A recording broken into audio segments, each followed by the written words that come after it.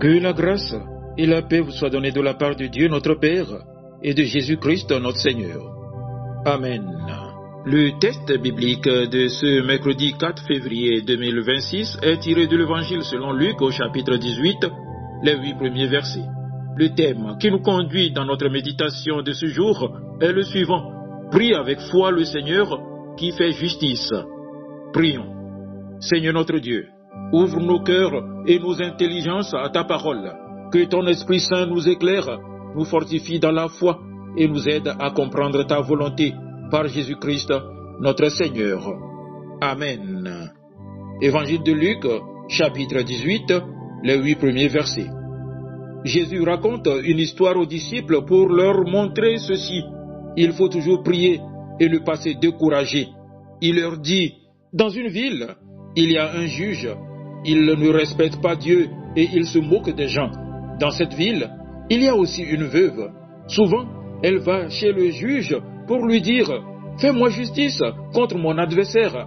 Pendant longtemps, le juge ne veut pas. Ensuite, il se dit « Je ne respecte pas Dieu et je me moque des gens, mais cette veuve me fatigue. C'est pourquoi je vais lui faire justice. Alors elle ne viendra plus m'ennuyer sans arrêt. » Le Seigneur ajoute « Écoutez bien ce qu'il dit, ce juge mauvais. Eh bien, est-ce que Dieu ne va pas faire justice à ses amis qui crient vers lui jour et nuit? Est-ce qu'il les fait attendre?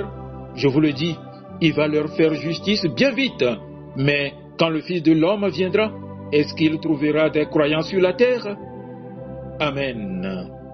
Chers frères et sœurs en Christ, Jésus nous raconte aujourd'hui une histoire très simple, celle d'une veuve et d'un juge. La veuve est seule, fragile, sans appui. Le juge, lui, est puissant. Il a l'autorité, le pouvoir de décider, mais il est aussi injuste. Il ne craint pas Dieu et ne respecte personne. Humainement parlant, la veuve n'a aucune chance. Et pourtant, elle ne se décourage pas. Elle revient encore et encore avec la même demande. Rends-moi justice. Au début, le juge refuse. Il a le pouvoir de dire non et il l'utilise. Mais voici ce qui est étonnant. Ce juge puissant finit par céder, non pas parce qu'il devient bon, mais parce que la persévérance de cette femme devient plus forte que son indifférence. Jésus nous dit alors, si un juge injuste et puissant agit ainsi, combien plus Dieu qui est juste, bon et tout-puissant, écoutera-t-il ceux qui crient vers lui jour et nuit? Frères et sœurs, beaucoup de chrétiens commencent bien dans la prière, mais s'arrêtent quand la réponse tarde. Il y a des personnes qui prient depuis longtemps pour un enfant qui s'éloigne de Dieu, pour un mariage en difficulté, pour une injustice au travail, pour une maladie. Elles prient, mais rien ne change. Elles se découragent et abandonnent. Parmi les épreuves silencieuses, il y a aussi l'infertilité. Des couples prient mois après mois, année après année. Ils espèrent, puis sont déçus. Ils voient d'autres avancer, fonder une famille, pendant qu'eux restent dans l'attente et parfois dans la douleur. C'est une souffrance cachée, souvent incomprise, mais Dieu la voit.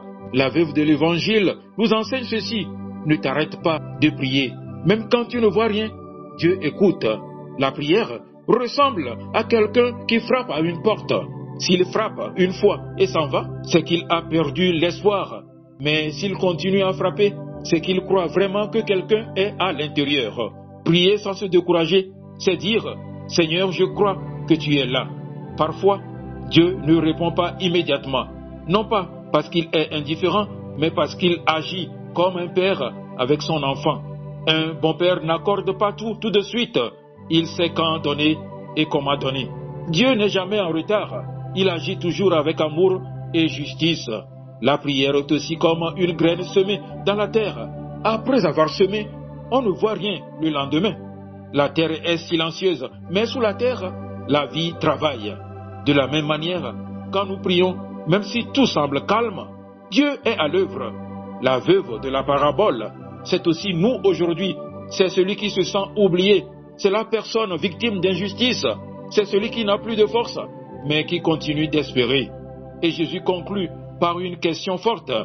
Quand le Fils de l'homme viendra, trouvera-t-il la foi sur la terre?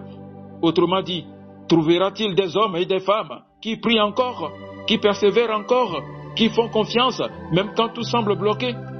Frères et sœurs, si un juge puissant mais injuste a fini par céder, Dieu, lui, ne cède pas par fatigue, il agit par amour.